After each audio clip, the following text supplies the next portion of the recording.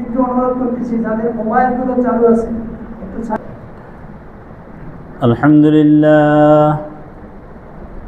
الحمد لله نحمده ونستعينه ونستغفره ونؤمن به ونتوكل عليه ونعوذ بالله من شرور أنفسنا ومن سيئات أعمالنا من يهد الله فلا مضل له ومن يضلله فلا هادي له ونشهد أن لا إله إلا الله وحده لا شريك له ونشهد أن سيدنا وحبيبنا ومولانا محمدًا عبده ورسوله الذي أرسله بالحق بشيرا ونذيرا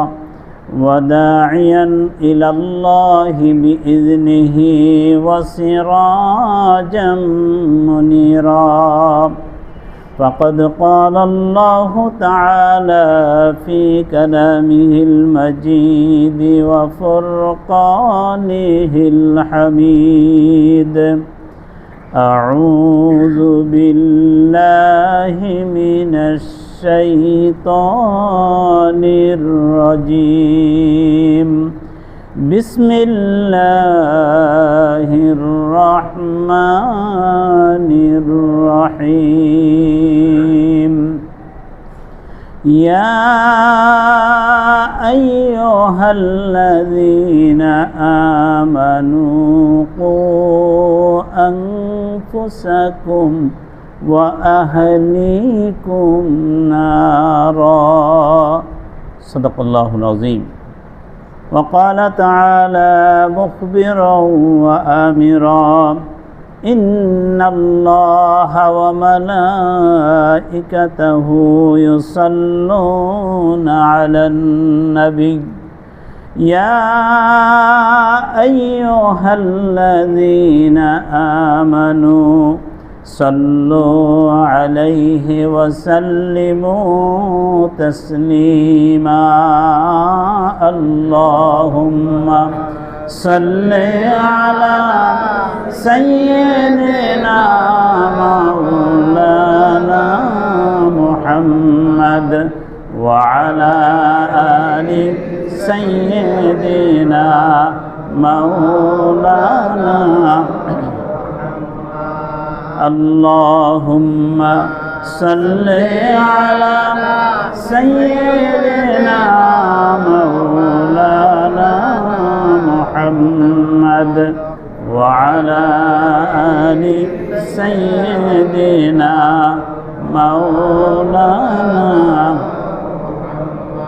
শ্রেষ্ঠতম রাসূল হয়ে আসলেন আপনি ধরাতলে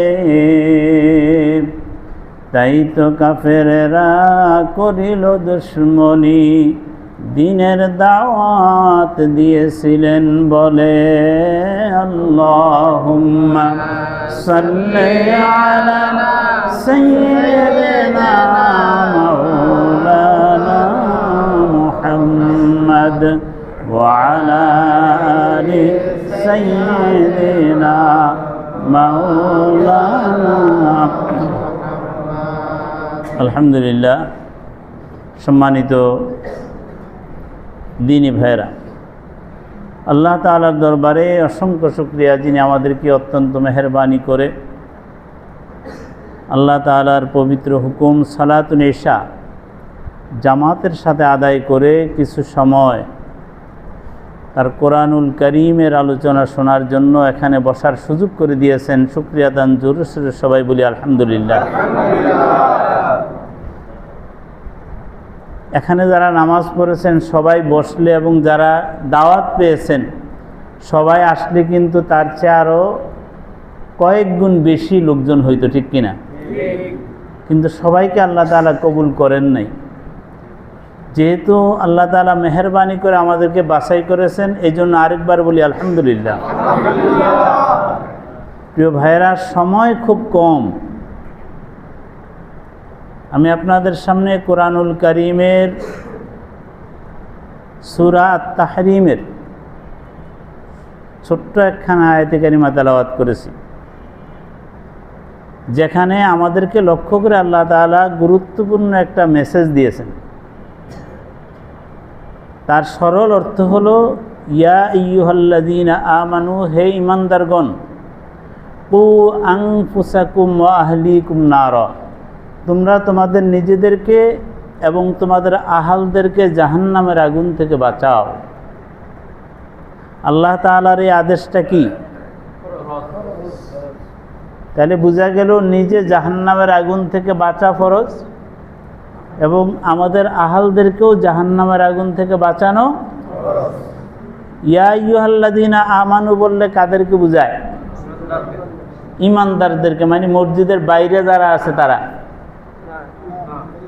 কারা? আমার নিজেকে আমি এখানে সেট করব। ইয়া আইয়ুহাল্লাযীনা আমানু যখন বলা হবে, মানে আমি আব্দুল্লাহ, আমি আব্দুর রহিম, আব্দুল করিম, যে ইমানদার দাবি করি। আমরা তো সবাই ইমানদার দাবি করি, ঠিক কিনা? আমি খোলামেলা আলোচনায় বিশ্বাসী, আপনারা আরও দুই একবার আমার আলোচনা শুনছেন। অতএব আমি অনুরোধ করব, আমি যখন যেই কথাটা চাই আমার কথার অন্তত সাড়া দিবেন, তাইলে কথা বলতে মজা লাগবে। খোলামেলা আলোচনা, ছোট্ট কথা। আয়াতে কারিমার একটা অংশ আমি তেলাওয়াত করেছি, পুরো আয়াতে কারিমা তেলাওয়াত করি নাই, যেহেতু সময় কম। তাহলে ইয়া আইয়ুহাল্লাযীনা আমানু বললে আমি আমাকে বুঝবো, আমরা যারা এখানে আছি আমরা সবাই কিন্তু এখানে এই ডাকের মুখাতাব। কে ডাকতেছেন? আল্লাহ তাআলা ডাকতেছেন। ডেকে তিনি একটা নির্দেশ দিয়েছেন। এটা কিন্তু সাধারণ হুকুম না, ডাইরেক্ট নির্দেশ।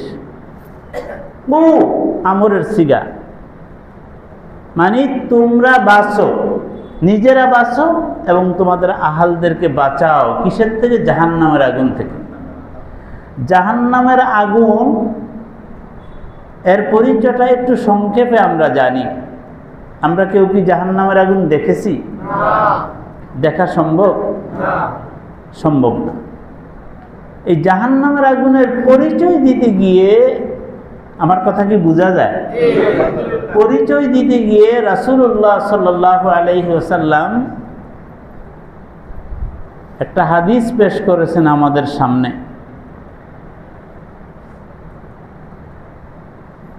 নারুকুম, তোমাদের আগুন। সাহাবায়ে কেরামদেরকে লক্ষ্য করে যে কথাগুলো বলেছেন, কিয়ামত পর্যন্ত সেই কথাগুলো উম্মতে মুহাম্মদের জন্য চলবে কিনা? চলবে। তাহলে নারুকুম মানে আমাদের আগুন। তখন সাহাবায়ে কেরামদের যে আগুনটা তারা ব্যবহার করতেন, আমরাও তো ওই সিস্টেমে এই আগুন কিয়ামত পর্যন্ত পৃথিবীর মানুষ ব্যবহার করবে। এই আগুনটা দুই ধরনের সাধারণত আমরা জানি। একটা হলো লাকড়ির চুলার আগুন, আরেকটা হলো গ্যাসের চুলার আগুন। লাকড়ির চুলার আগুনের তাপটা আর গ্যাসের চুলার আগুনের তাপ কি এক নেই? পার্থক্য আছে না? কালারের মধ্যে পার্থক্য আছে না? এখন লাকড়ির চুলার আগুনটা একটু লালচে বর্ণের থাকে, তার তাপ কম। গ্যাসের চুলার আগুনটা একটু নীল বর্ণের থাকে, তার তাপ বেশি থাকে। দেখেন, কালারের বেশ কমের কারণে তাপের বেশ কম। নবীজি জাহান্নামের আগুন চিনাইতে গিয়ে আমাদের আগুন দিয়ে জাহান্নামের আগুনের তুলনা করেছেন। সুবহানাল্লাহ বলেন। এটা বোঝার জন্য একটা মাপকাঠি। নবীজি বলছেন, নারুকুম, তোমাদের আগুনটা হলো জুজউম মিন ৭০ জুজআম মিন নারি জাহান্নামা। আল্লাহু আকবার। জাহান্নামের আগুনের ৭০ ভাগের ১ ভাগ হলো তোমাদের ব্যবহৃত আগুনটা। এই আগুনের মধ্যে আমরা কত ঘন্টা থাকতে পারবো?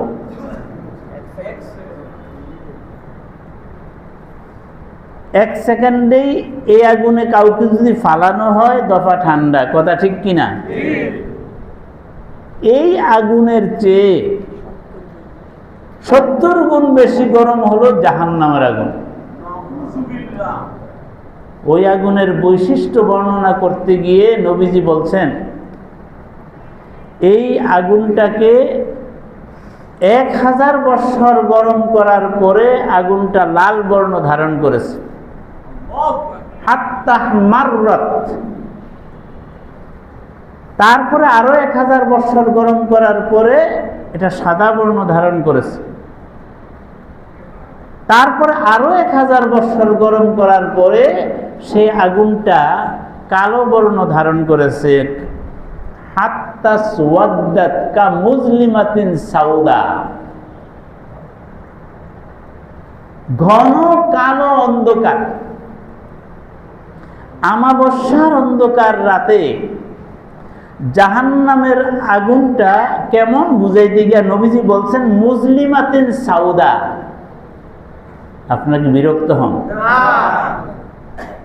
মুজলিমাতিন সাউদা, ঘন কালো অন্ধকার বুঝানো হয় আমাবস্যার অন্ধকার রাতে দরজা জানালা বন্ধ করে, লাইট বন্ধ করে কেউ যদি ঘরে অবস্থান করে, কেমন অন্ধকার? নিজের বডি দেখা যায় না। মশা যদি কামড় দেয়, মশাকে আপনি আন্দাজ করে মারছেন, মশা কেমন আপনি দেখেন নাই, কথা ঠিক কিনা? যেই হাত দিয়ে আপনি মারছেন, হাতও আপনি দেখেন নাই। তাহলে জাহান্নামের আগুনটা হলো তার চেয়েও আরো বেশি অন্ধকার। জাহান্নামী ব্যক্তি জ্বলবে, পুড়বে, ছাই হবে, কিন্তু তার নিজেকে সে দেখবে না। জাহান্নামটা কত গভীর, আগুনটা কেমন বললাম, এটা কত গভীর। 70 মণ ওজনের একটা পাথর যদি উপর থেকে নিচের দিকে নিক্ষেপ করা হয়, জাহান্নামের আগুনের তলায় যাইতে 70 বৎসর সময় লাগবে। আল্লাহু আকবারের ধ্বনিটাই বোঝা গেছে, কথা বোঝা যায় না। 70 মণ ওজনের একটা পাথর যদি 70 বৎসর সময় লাগে নিচে যাইতে, তাহলে জাহান্নাম কত গভীর। এই গভীর জাহান্নামের আগুনের মধ্যে একজন জাহান্নামী ব্যক্তি জ্বলবে, পুড়বে, ছাই হবে। কুল্লামা নাদিজাত জুলুদুহুম বাদদালনাহুম জুলুদান গায়রাহা লিয়াযুকুল আযাব। এই জাহান্নামের আগুনে যখন শরীরের চামড়াগুলো জ্বলবে, কুল্লামা নাদিজাত জুলুদুহুম, জাহান্নামী ব্যক্তির শরীরের চামড়াগুলো যখন জ্বলছে যাবে, পুড়ে যাবে, ছাই হয়ে যাবে, আল্লাহ তাআলা বলেন বাদদালনাহুম জুলুদান গায়রাহা, তাদের শরীরের চামড়াগুলো আমি পরিবর্তন করে দেব, অন্য চামড়া দেব, মানে নতুন নতুন চামড়া। কেন? লিয়াযুকুল আযাবা, শাস্তির স্বাদ গ্রহণ করার জন্য। জোরে করে নাউজুবিল্লাহ। আগের দিনে এলাকার মানুষ ধান সিদ্ধ করতো না, গ্রামের মধ্যে ধান সিদ্ধ করতো। আমি কৃষকের ছেলে, বড় গাছের লাকড়ি একটা দিত, জ্বলতে থাকতো, জ্বলতে থাকতো। ধান সিদ্ধ করা শেষ, লাকড়ি অর্ধেকটা জ্বলছে আর অর্ধেকটা বাকি আছে, এটা নিয়ে ছাইয়ের মধ্যে রাইখা দিলে আস্তে আগুন নিভে যেত। আবার পরের দিন ধান সিদ্ধ করতে হবে, এই পুরাতন লাকড়ি দিয়ে শুরু করত। পুরাতন লাকড়ি আর নতুন লাকড়ি আগুন জ্বালানোর মধ্যে পার্থক্য আসেনি? আগুনেরও রুচি আছে। আল্লাহ তাআলা জাহান্নামী ব্যক্তিদের শরীরের চামড়াগুলো যখন জ্বলছে যাবে, নতুন চামড়া দিবেন, এই জন্য আগুন যাতে ভালো করে পুড়ায় এবং সে যেন ভালো করে স্বাদ গ্রহণ করতে পারে। যেরকম নাউজুবিল্লাহ। প্রতি সেকেন্ডে কমপক্ষে 70 বার চামড়াগুলো চেঞ্জ হবে। কয়বার? কমপক্ষে 70 বার। তাহলে বোঝা গেল প্রতিনিয়ত নতুন নতুন চামড়া চেঞ্জ হচ্ছে। জাহান্নামী ব্যক্তি শুধুমাত্র স্বাদ গ্রহণ করবে, টের পাবে না কিভাবে চেঞ্জ হচ্ছে। আল্লাহু আকবার। একজন জাহান্নামী ব্যক্তির শরীরের সাইজ হবে কত? সাইজটা চামড়া হবে 40 গজ ভারী।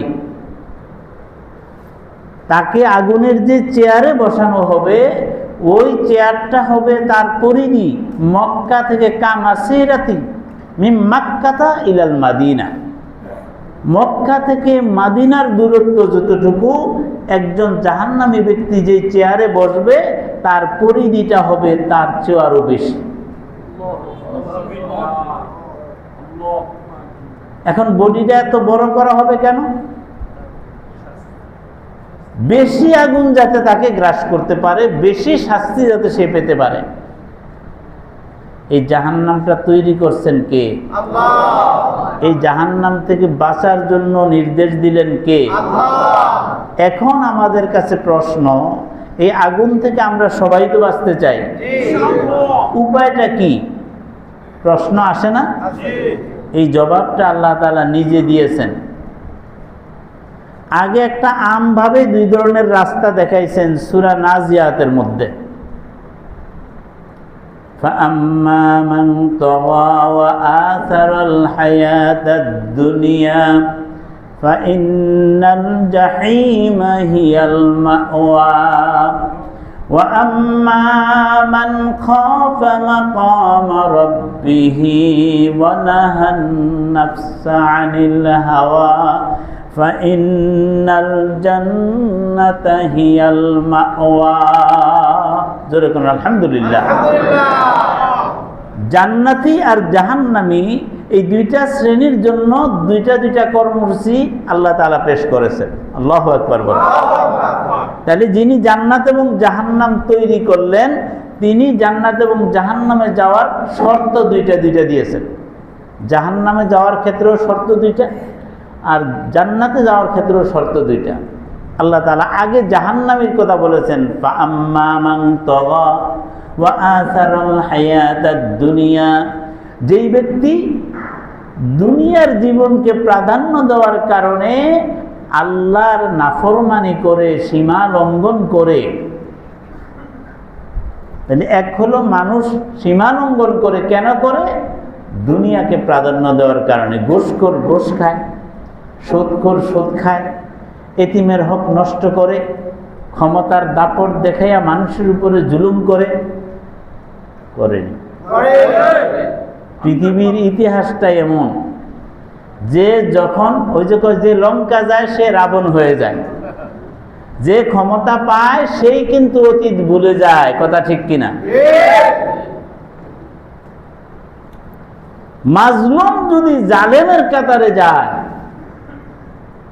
তাহলে কিন্তু জুলুমের মাত্রা অনেক বেশি বাড়ায়। এই জন্য এখান থেকে আমাদের শিক্ষা গ্রহণ করতে হবে। আল্লাহ তাআলা বলছেন, যেই ব্যক্তি দুনিয়ার জীবনকে প্রাধান্য দেওয়ার কারণে আল্লাহর নাফরমানি করে, তার শেষ ঠিকানা হলো জাহান্নাম। তাইলে যে স্বার্থের কারণে, ক্ষমতার কারণে, প্রভাব প্রতিপত্তির কারণে অন্ধ হয়ে যায়, কোনটা ন্যায় কোনটা অন্যায়, এই জিনিসটা যেই ব্যক্তি বুঝার ক্ষমতা হারায়, এটা কেন? দুনিয়ার প্রতি লোভ থাকার কারণে। যেই দুনিয়ার লোভের কারণে একজন মানুষ অন্যায় কাজ করতে দ্বিধাবোধ করে না, সেই দুনিয়ার পরিচয় আল্লাহ তাআলা নিজে দিয়েছেন। সংক্ষেপ কথা, ওয়ালামু আন্নামাল হায়াতুদ দুনিয়া লাইবুন ওয়া লাহবুন ওয়া যিনাতুন ওয়া তাফাখুরুম বাইনাকুম ওয়া তাকাসুরুন ফিল আমওয়ালি ওয়াল আওলাদ। ওয়ালামু, তোমরা জেনে নাও। এই জানাটাও কি? যেই দুনিয়ার পিছনে তোমরা ঘুরতেছ, যেই দুনিয়ার লোভে তোমরা অন্ধ হয়ে গেছো, ধরাকে সরা জ্ঞান করতেছ, নিজে মাজলুম থাকার পরে এখন জালেমের কাতারে সামিল হয়ে জুলুমের মাত্রা এমন ভাবে বাড়াচ্ছ, মনে হয় যেন তুমি কোনোদিন মাজলুম ছিলা না। এই দুনিয়া ঠিক কিনা? দুনিয়াকে প্রাধান্য দেওয়ার কারণে এই দুনিয়ার পরিচয় তোমরা জেনে নাও। 1 নম্বর হচ্ছে এটা খেলার বস্তু, ওয়ালাহবুন তামসার বিষয়, ওয়াজিনাতুন সাজসজ্জার বিষয়, ও তাফাকুরুম বাইনাকুম তোমাদের পরস্পরের মাঝে গর্ব অহংকার করার বিষয়। হামসে কই ডাঙ্গর নিজ কালার লারা দিয়া কথা কয়, দেখেন না নাক ফুলে কেমনে কথা কয়। যদি এটা না হইতো তাইলে কি হইতো? বলেনি এখন সবাই সচেতন, সবাই কিন্তু এখন মিডিয়ার কারণে দৈনিক যা ঘটতেছে পৃথিবীতে তাও আমরা জানি, বাংলাদেশে যা ঘটতেছে তাও আমরা জানি। কথা ঠিক কিনা? কোনো কিছু কি গোপন করার ব্যবস্থা আছে? ক্ষমতার আগের বক্তব্য একরকম, ক্ষমতার পরের বক্তব্য আরেক রকম, না শুধু সম্পূর্ণ উল্টা। কথা ঠিক কিনা? ক্ষমতার আগে একরকম আর ক্ষমতার পরে সম্পূর্ণ উল্টা। সব ক্ষমতার মালিক একমাত্র কে? আল্লাহ। কুলিল্লাহুম্মা মালিকাল মুলক তুতিল মুলকা মান তাশা ওয়া তানজিউল মুলকা মিম্মান তাশা ওয়া তুইজ্জু মান তাশা ওয়া তুযিল্লু মান তাশা বিয়াদিকাল খায়র সুবহানাল্লাহ ইন্নাকা আলা কুল্লি শাইইন কাদির। আল্লাহ তাআলা নবীজিকে বলেন, হে রাসূল আপনি বলে দেন, হে আল্লাহ যিনি সকল রাজত্বের একমাত্র মালিক, তুতিল মুলকা মান তাশা আপনি যাকে ইচ্ছা তাকে রাজত্ব দান করেন, ওয়া তানজিউল মুলকা মিম্মান তাশা যাকে ইচ্ছা তার থেকে রাজত্ব ছিনিয়ে নেন। সুবহানাল্লাহ। তাহলে বোঝা গেল রাজত্ব দেওয়ার মালিক আল্লাহ, ছিনিয়ে নেওয়ার মালিক আল্লাহ। ক্ষমতা যাওয়ার 5 মিনিট আগেও জানতেন না যে ক্ষমতা চলে যাচ্ছে। কথা ঠিক কিনা? এই নজির আমাদের দেশে আসেনি। এখন আবার যারা ক্ষমতায় থেকে চিন্তা করে যে আর যে আইনগুলো আমার মোটামুটি ফেভার, এই আইনগুলো আমি ঠিক রাখবো, একক মেজরিটি পাওয়ার কারণে, 1/3 মেজরিটির কারণে এখন যা ইচ্ছা তাই যদি করে, চাবিটা আসলে কার কাছে? যার কারণে চাবিটা নিজের হাতে নিয়ে নিতে চেষ্টা করে, ঠিক না? নিজের হাতে চাবি নিয়ে মনে করে যে আমি এমন তালা দিছি আমাকে এখান থেকে কেউ সরাইতে পারবে না। তাইলে বোঝা গেল বিশ্বাসটা সেখানে আর। জাহান্নাম থেকে বাঁচার উপায় হলো ওয়া আম্মা মান খাফা মাকামা রাব্বিহি ওয়া নাহান নাফসা আনিল হাওয়া ফাইন্নাল জান্নাতা হিয়াল মাওয়া। যেই ব্যক্তি তার রবের সামনে দণ্ডায়মান হওয়াকে ভয় করে, সুবহানাল্লাহ, আমার দুনিয়ার জীবনের প্রতিটা মুহূর্ত এবং কাজের হিসাব দিতে হবে কার কাছে? আল্লাহর কাছে। এই ভয় যার অন্তরের মধ্যে আছে, সে কোনোদিন যা ইচ্ছা তা করতে পারে না। ধরা তো আমাকে খেতেই হবে, নাকি বাঁচার সুযোগ আছে? নাই। বাঁচার সুযোগ আছে? নাই। যেই ব্যক্তি আল্লাহ তাআলার সামনে দণ্ডায়মান হওয়াকে ভয় করে, অন্যায় অশ্লীল কাজ থেকে নিজেকে বিরত রাখে, ফাইন্নাল জান্নাতা হিয়াল মাওয়া, তার শেষ ঠিকানা হলো জান্নাত। সুবহানাল্লাহ। তাইলে আমরা তো জান্নাতে যেতে চাই। 1 নম্বর হলো আল্লাহ তাআলার সামনে দণ্ডায়মান হওয়াকে ভয় করতে হবে, আর দ্বিতীয় হচ্ছে এই ভয়ের কারণেই অন্যায় কাজ থেকে বিরত থাকতে হবে। পারা যাবে না? এটা হলো সূরা নাজিয়াতের কথা। এবার আসেন সূরা সফের মধ্যে আল্লাহ তাআলা বলেছেন, ইয়া আইয়ুহাল্লাযীনা আমানু। আগেই বলছি এই সকল মেসেজ আল্লাহ তাআলা আমাদেরকে, ঈমানদারদেরকে লক্ষ্য করে বলছেন। এখন আসেন এই ঈমানদারদেরকে লক্ষ্য করেই আরেকটু ব্যাখ্যা করতেছেন সূরা সফ 9 নম্বর থেকে 13 নম্বর আয়াতের নাম্বার। এই জন্য বলছি ব্যাখ্যা করার তো সময় নাই, যেই টাইম দেওয়া হয়েছে শুধু পয়েন্টগুলো বলা যাবে। অতএব আয়াতের নাম্বারগুলো যদি মোটামুটি মেমোরিতে নেন তাহলে নিজেরা বাড়িতে অধ্যয়ন করে কিছুটা ব্যাখ্যা বিশ্লেষণ বুঝতে পারবেন। আল্লাহ তাআলা বলছেন ইয়া আইয়ুহাল্লাযীনা আমানু, হে ঈমানদারগণ, হাল আদুল্লুকুম আলা তিজারা, আমি কি তোমাদেরকে এমন একটা ব্যবসার সন্ধান দেব তুনজিকুম মিন আযাবিন আলীম, যেই ব্যবসা তোমাদেরকে বেদনাদায়ক শাস্তি থেকে মুক্তি দিতে পারে। তাইলে এই সাজেশনটা যথাযথ, ঠিক কিনা? যিনি জাহান্নাম তৈরি করেছেন তিনি জাহান্নামের আগুন থেকে বাঁচার জন্য আমাদেরকে একটা ব্যবসার সন্ধান দিচ্ছেন। সেই ব্যবসাটা কি? তুমিনুনা বিল্লাহি ওয়া রাসূলিহি ওয়া তুজাহিদুনা ফি সাবিলিল্লাহ وتجاهدون في سبيل الله بأموالكم وأنفسكم ذلكم خير لكم إن كنتم تعلمون। সুবহানাল্লাহ। এক নম্বর হলো ব্যবসার জন্য লাইসেন্স লাগবে। লাইসেন্সটা হচ্ছে কি? আল্লাহ এবং তার রাসূলের প্রতি ঈমান। সুবহানাল্লাহ। লাইসেন্স ছাড়া ব্যবসা করা যাবে না। এই ব্যবসাটা কোনো বেঈমান ব্যক্তি করতে পারবে না। ঈমান নামক লাইসেন্স লাগবে এক। দুই নাম্বার হলো লাইসেন্স করছেন আপনি 20,000 টাকা দিয়ে, এখন লাইসেন্স পকেটে নিয়ে খালি টোটো কোম্পানির ম্যানেজার, তাহলে তো মাসে 2 লাখ টাকা ইনকাম করতে পারবেন। তাহলে বোঝা গেল লাইসেন্স করার পরে দ্বিতীয় দায়িত্ব হচ্ছে এখানে একটা মূলধন বিনিয়োগ করতে হবে, একটা দোকান বা ব্যবসা প্রতিষ্ঠান করতে হবে।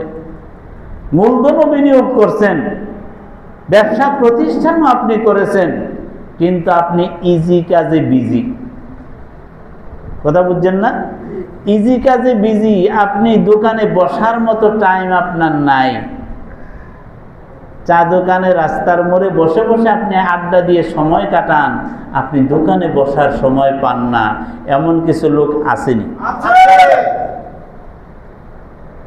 তাইলে ব্যবসা হবে না।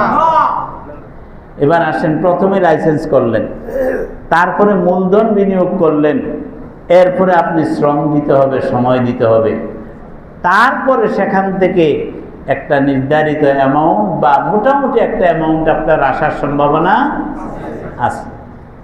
আল্লাহ তাআলা যে ব্যবসার সন্ধান দিলেন, সেই ব্যবসার ক্ষেত্রে প্রথমে লাইসেন্সের কথা বললেন, এরপরে বললেন কি ওয়াতুজাহিদুনা ফি সাবিলিল্লাহ, তোমরা আল্লাহর পথে জিহাদ করতে হবে, বিআমওয়ালিকুম ওয়া আনফুসিকুম, তোমাদের জান এবং মাল দিয়ে। যালিকুম খায়রুল লাকুম, ওটাই হবে তোমাদের জন্য উত্তম, ইন কুনতুম তা'লামুন, যদি তোমরা বুঝতে পারো। সুবহানাল্লাহ। তাহলে বোঝা গেল এই উত্তম জিনিসটার বুঝ আল্লাহ সবাইকে দেন না। কথা ঠিক কিনা? আর এই কারণে গন্ডগোল, এই বুঝটা আল্লাহ তাআলা সবাইকে দেন না। দুনিয়ায় ব্যবসা করলে তো নগদ টাকা পাওয়া যায়, টেন্ডারবাজি করলে টাকা পাওয়া যায়। যেমন টেন্ডার পাওয়ার জন্য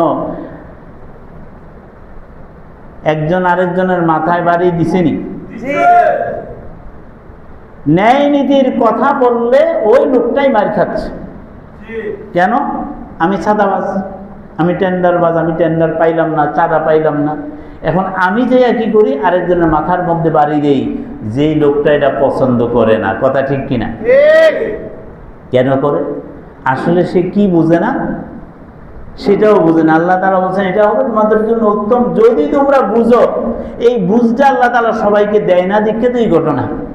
কথা ঠিক কিনা? সম্মানিত ভাইয়েরা, আল্লাহ রাব্বুল আলামিন সুন্দর করে বলেছেন, আমি আয়াতের নাম্বার বলে দিচ্ছি। মুজাহাদা শব্দটা এখানে আল্লাহ তাআলা ব্যবহার করেছেন। তুজাহিদুনা কিসের থেকে আসছে? মুজাহাদা থেকে। জুহদুন আর মুজাহাদা এই দুইটা জিনিসের মধ্যে পার্থক্য আছে। জুহদুন শব্দের অর্থ হলো সাধারণ চেষ্টা, আর মুজাহাদা শব্দের অর্থ হলো প্রাণান্তকর চেষ্টা। আপনি বাজার করতে গেছেন, বাজারের সামগ্রী কিনে বাড়িতে আনতে কিছু চেষ্টা সাধনা করণ লাগেনি, এটার নাম হচ্ছে জুহদুন, সাধারণ চেষ্টা। আর মুজাহাদা হচ্ছে কোনটা? প্রাণান্তকর চেষ্টা। যান বাঁচানোর জন্য মানুষ যে চেষ্টা করে সেটার নাম কি? মুজাহাদা। সমুদ্রে জাহাজ ডুবে গেছে, প্রায় আমি বলি কথাটা, জাহাজ ডুবে গেছে। এখন যারা জাহাজের ভিতরে আছে তারা তো বাঁচবে, তাদের কোনো কথা বলে লাভ নাই, তাদের খেলা শেষ। এখন যারা দরজা জানালা ভেঙ্গে বের হয়েছে, উত্তাল তরঙ্গের সাথে একবার নিচের দিকে যায়, আবার উপরের দিকে উঠে, শ্বাস প্রশ্বাসে তাদের নাক মুখ দিয়ে পানি ঢুকতেছে, বাঁচাও বাঁচাও করে চিৎকার করতেছে। এই সময় লোকটা বাঁচার জন্য তার শরীরের 50% শক্তি কাজে লাগায়, আর 50% শক্তি রিজার্ভ রেখে দেয় নাকি? তার শক্তি যা আছে বিন্দু পরিমাণ কাজে লাগিয়ে সে বাঁচার জন্য চেষ্টা করে, কথা ঠিক কিনা? এটার নাম হলো মুজাহাদা। আল্লাহ তাআলার এই জমিনে আমাদের দেশে জেহাদি বই পাওয়ার কারণে জঙ্গি বানায় আর রিমান্ডে নিছি কিনা? এটা কি নতুন ঘটনা? অথচ এই জেহাদ আল্লাহ তাআলা ফরজ করে দিয়েছেন। ফরজ ফরজ নামাজ যেমন ফরজ, রোজা যেমন ফরজ, হজ করা যাকাত দেওয়া যেমন ফরজ, তার চেয়েও আর অনেক গুরুত্বপূর্ণ ফরজ হচ্ছে আল্লাহর জমিনে আল্লাহর দ্বীন প্রতিষ্ঠার জন্য বাতিলের বিরুদ্ধে লড়াই করা। অথচ এটারে আমরা অনেকে ফরজই মনে করি না, অনেকে কিন্তু ফরজ মনে করি না। আচ্ছা, কোনো ফরজকে যদি কেউ ফরজ মনে না করে ঈমান থাকবো নি? খুব গুরুত্বপূর্ণ কথা, খুব গুরুত্বপূর্ণ কথা, ওজন দিয়ে না। আমি একবারে খোলামেলা বাঙ্গা বাঙ্গা কিছু কথা বলতেছি। এটার দলিল কি? দলিলটা কি? এই যে জিহাদ ফরজ, দলিল কি? সূরা হজ, সূরা হজ ৭৭ এবং ৭৮ নম্বর আয়াত। অসুবিধা হইতেছে আপনাদের? ৭৭ এবং ৭৮ নম্বর আয়াত। ইয়া আইয়ুহাল্লাযীনা আমানু, দেখেন আয়াতের মিলটা। ইয়া আইয়ুহাল্লাযীনা আমানু রুকউ ওয়াসজুদু ওয়া'বুদু রাব্বাকুম ওয়াফআলুল খায়রা লাআল্লাকুম তুফলিহুন। হে ঈমানদারগণ, তোমরা রুকু করো, সিজদা করো, তোমাদের রবের ইবাদত করো, ভালো কাজ করো, সুবহানাল্লাহ, তাহলে তোমরা সফল হবে। ইনশাআল্লাহ। আয়াত শেষ, আয়াত শেষ। এই এরপরে ৭৮ নম্বর আয়াত, ওয়াজাহিদু ফিল্লাহি হাক্কা জিহাদি। ওয়াওটা আতফ হয়েছে। এই ওয়াওটা দ্বারা আগের কথার সাথে এই কথাটাকে যোগ করা হয়েছে। সুবহানাল্লাহ বলেন। তাহলে আগের 4টা আদেশ যেমন ফরজ, জাহিদু 5 নম্বর আদেশ, 5 নম্বর আদেশ, এটা তো নফল। 4টা যদি ফরজ হয়, এই 5 নম্বরটা কি? এখন ফরজকে আমি ফরজ মনে করলাম না, তাহলে আমি কোথায় আছি? বাস্তব। ফরজকে ফরজ না মানলে কোরআনের দলিল বললাম, আয়াতের নাম্বারও বললাম। ওয়াজাহিদু ফিল্লাহি হাক্কা জিহাদি, তোমরা আল্লাহর পথে হক আদায় করে জিহাদ করো। সুবহানাল্লাহ। কেন করবা? প্রশ্ন আসে না? জবাব আল্লাহ তাআলা নিজেই দিচ্ছেন। সুবহানাল্লাহ বলেন। হুয়া যে তাবাকুম, হুয়া মানে তিনি, তিনি কে? আল্লাহ। এই যে তাবাকুম, বাছাই করেছেন তোমাদেরকে, মানে কাদেরকে? ইমানদার মানে বাইরের কেউ? আমি তো আগেই বললাম, তোমরা মানে কারা? আমরা। আমরা আমাদেরকে বাছাই করেছেন আল্লাহ তাআলা। আলহামদুলিল্লাহ বলেন। আমাদেরকে আল্লাহ তাআলা বাছাই করেছেন আল্লাহর এই জমিনে আল্লাহর দ্বীন প্রতিষ্ঠা করার জন্য। বাতিলের বিরুদ্ধে লড়াই আমাদেরকে করতে হবে। এখন আমরা এটাকে ফরজই মনে করি না। এবার আসেন, এই কাজটা করার জন্য কয়টা জিনিস আল্লাহ তাআলা শর্ত করেছেন? 2টা। কয়টা জিনিস? বিআমওয়ালিকুম ওয়া আনফুসিকুম। এখন তার ব্যাখ্যা সূরা নিসা ৭৪ থেকে ৭৬ নম্বর আয়াত। আল্লাহ তাআলা বলেন, ফালিয়ুকাতিল ফি সাবিলিল্লাহ। 2টা শব্দ, একটা হচ্ছে জিহাদ ফি সাবিলিল্লাহ, একটা হচ্ছে কিতাল ফি সাবিলিল্লাহ। 2টার মধ্যে পার্থক্য কি? এটা আগে একটু বুঝেন, তাহলে পরের কথাগুলো বুঝে আসবে। জিহাদ ফি সাবিলিল্লাহ এর অর্থ হচ্ছে যে কোনো ধরনের প্রাণান্তকর চেষ্টা। প্রাণান্তকর চেষ্টা মানে আমার মেধা, যোগ্যতা, চিন্তা শক্তি, কর্মদক্ষতা, অর্থ, প্রভাব প্রতিপত্তি, সময় যা আছে, আমার বলতে যা আছে, এই সব কিছু হচ্ছে সর্বশক্তির অংশ। কথা ঠিক কিনা? এই সব দিয়ে আল্লাহর জমিনে দিন প্রতিষ্ঠার কাজ করার নাম হচ্ছে জিহাদ ফি সাবিলিল্লাহ। আর কিতাল ফি সাবিলিল্লাহ এটা হচ্ছে সম্মুখ যুদ্ধ, সামনাসামনি যে লেগে যায়, এটাকে বলা হয় কিতাল ফি সাবিলিল্লাহ। পার্থক্যটা বুঝছেননি? এখন দুইটা কাজে আল্লাহ তাআলা ফরজ করছেন। কোথাও বলছেন জাহিদু ফিল্লাহি হাক্কা জিহাদ, আবার বলছেন ওয়াকাতিলুহুম হাত্তা লা তাকুনা ফিতনাতুন ওয়া ইয়াকুনা দ্বীনু লিল্লাহ। তাদের বিরুদ্ধে লড়াই করো ততক্ষণ পর্যন্ত যতক্ষণ পর্যন্ত না ফিতনা ফাসাদ জমিন থেকে নির্মূল হয়ে যায় এবং আল্লাহর দ্বীন এই জমিনে পুরোপুরি প্রতিষ্ঠিত হয়, ততক্ষণ পর্যন্ত তোমরা বাতিলের বিরুদ্ধে লড়াই করো। সুবহানাল্লাহ। তাইলে দুইটাই কিন্তু আদেশ। জি, কিতাল ফি সাবিলিল্লাহ ফরজ, জিহাদ ফি সাবিলিল্লাহ ফরজ। এখন আসেন, এই কাজটা বেশি কষ্ট হইতেছে আপনাদের, আমি শেষ করব। এই কাজটাকে ফরজ করেছেন আল্লাহ তাআলা। আয়াতের নাম্বার আমি বলে দিছি, সূরা নিসা। কোন সূরা? সূরা নিসার কত নাম্বার থেকে কত নাম্বার? 74 থেকে 76 নাম্বার। সেখানে আল্লাহ তাআলা বলছেন ফালিয়ুকাতিল ফি সাবিলিল্লাহ, আল্লাহর পথে লড়াই করা উচিত ওই সমস্ত ব্যক্তিদের। তাহলে আল্লাহ যদি বলেন উচিত, এটাও তো নফল। খেয়াল করেন, শব্দগুলো খেয়াল করবেন। আল্লাহর পথে লড়াই করা উচিত ওই সমস্ত ব্যক্তিদের আল্লাযীনা ইয়াশরুনাল হায়াতাদ দুনিয়া বিল আখিরাহ, যারা দুনিয়ার জীবনটাকে আখিরাতের বিনিময়ে বিক্রি করে দেয়। সুবহানাল্লাহ। কথাটা কিন্তু সংক্ষেপ। দুনিয়ার জীবনকে আখিরাতের বিনিময়ে বিক্রি করে দেয়, তাহলে বোঝা গেল বেচা কিনা। এই ক্ষেত্রে চারটা জিনিস প্রযোজ্য। কয়টা জিনিস?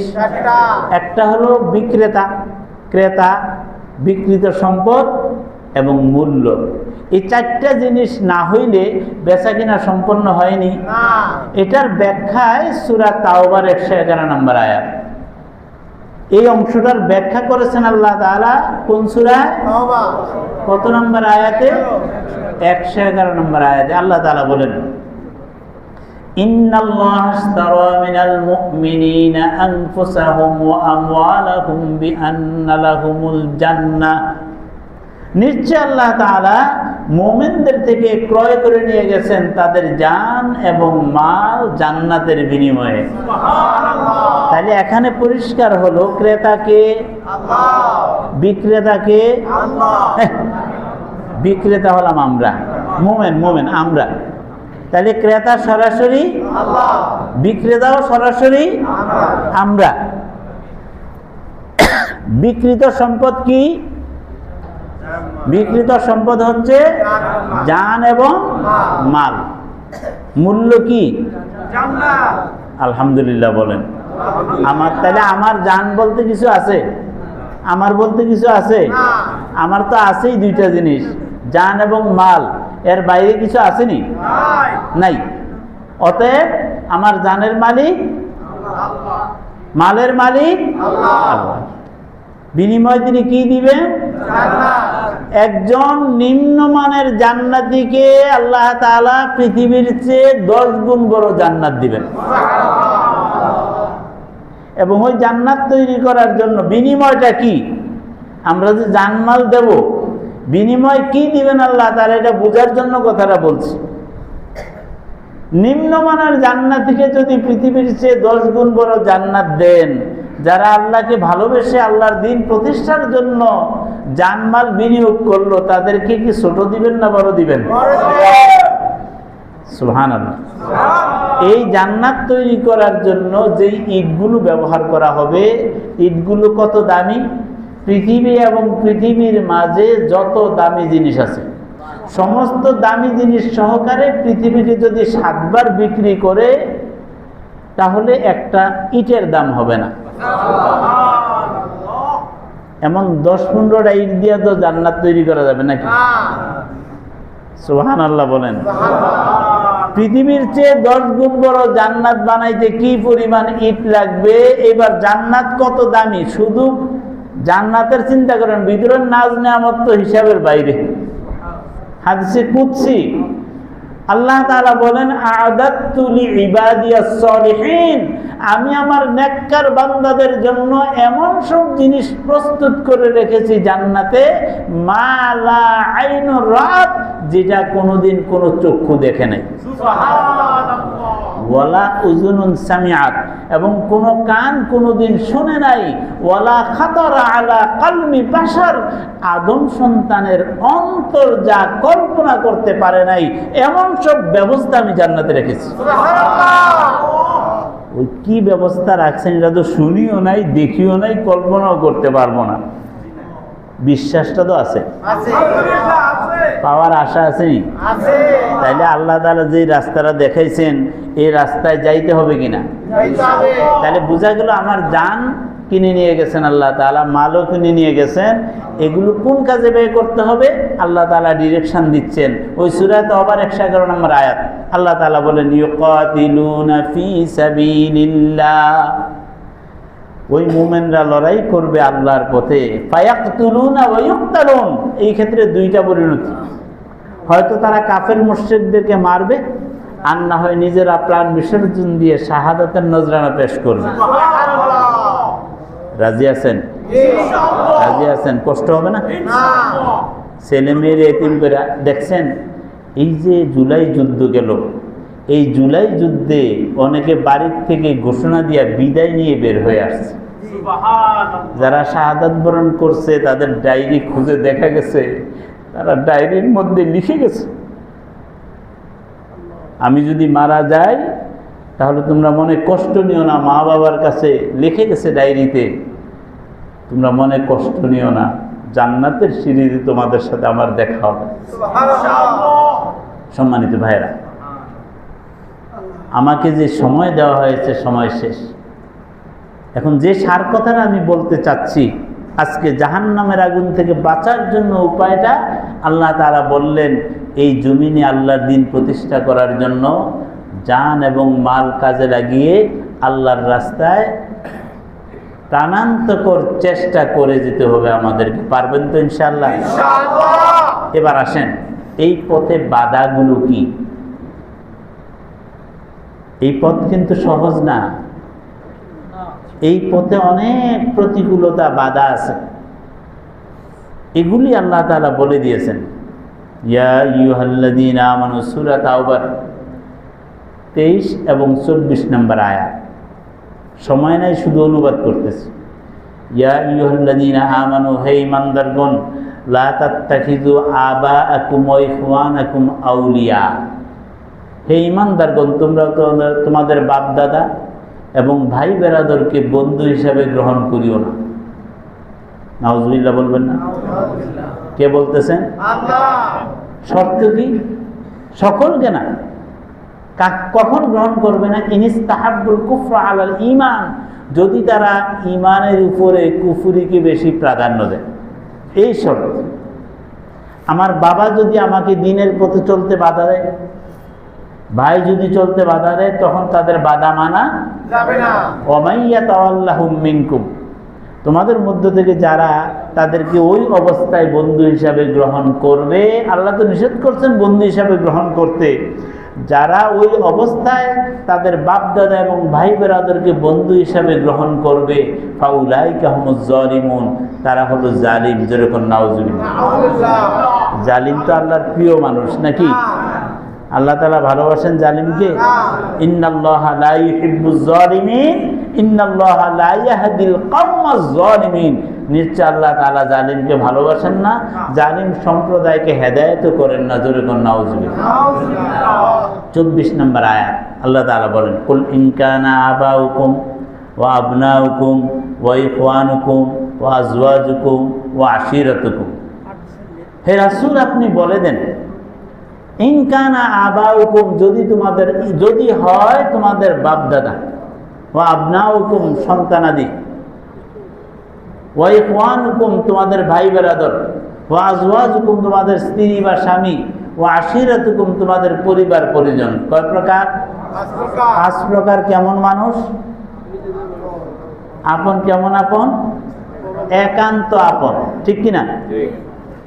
যাদের সুখে আমরা সুখী, যাদের দুঃখে আমরা দুঃখী, যাদেরকে প্রতিষ্ঠিত করার জন্য নিজের ঘাম ঝরানো পয়সা ব্যয় করতে আমরা বিন্দু পরিমাণ কৃপণতা করি না, কথা ঠিক কিনা? এমন 5 প্রকারের আপনজন। আর কি? 3 প্রকার সম্পদ। ও আমওয়ালুন ইকতারাফতুমুহা, তোমাদের কষ্ট উপার্জিত সম্পদ।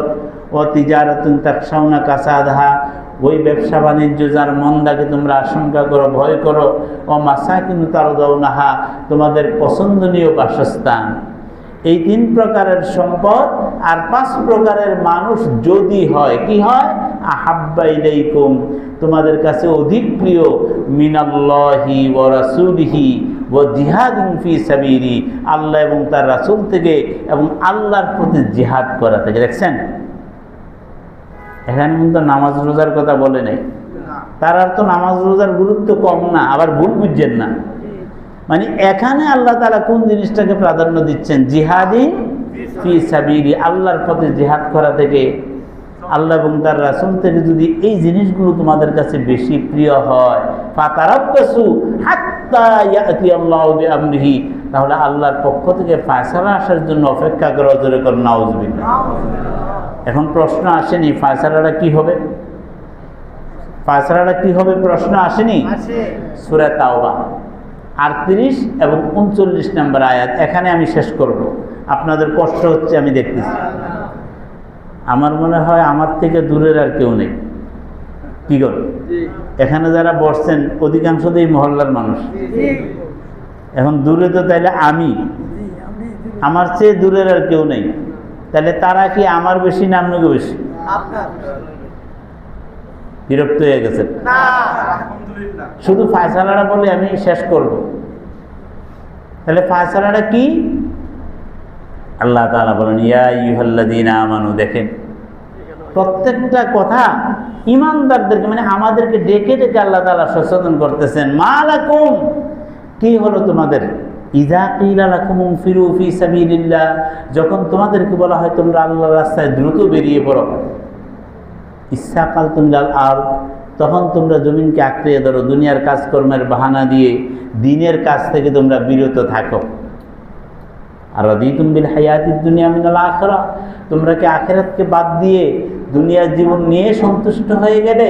ফামা মাতাউল হায়াতিদ দুনিয়া ফিল আখিরাতি ইল্লা কলিল, দুনিয়ার জীবনের এই ভোগের সামগ্রীগুলো আখিরাতের তুলনায় একেবারেই নগণ্য।